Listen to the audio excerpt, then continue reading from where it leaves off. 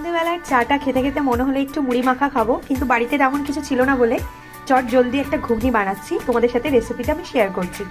তো প্রথমে কি করেছি, কিছুটা মটরশুঁটি, আলু আর গাজর একটু সেদ্ধ করে রেখেছি।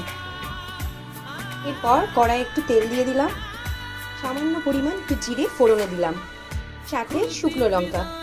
এই ঘুগনিটা বানানোর জন্য না খুব বেশি মশলা একদমই লাগে না, পেঁয়াজ কুচি, লঙ্কা কুচি আর একটু টমেটো কুচি, ব্যাস তাহলেই হয়ে যাবে। এরপরে এক এক করে তেলের মধ্যে পেঁয়াজ কুচিটা দিয়ে দিলাম, একটু নেড়ে নিতে হবে পেঁয়াজটা ততক্ষণ না একটু ভাজা ভাজা হয়ে যাচ্ছে।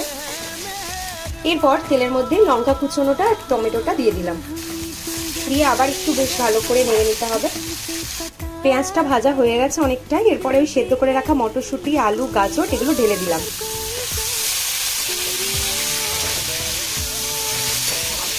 এরপর এক এক করে নুন আর হলুদ দিয়ে ভেজে নিলেই রেডি হয়ে যাবে।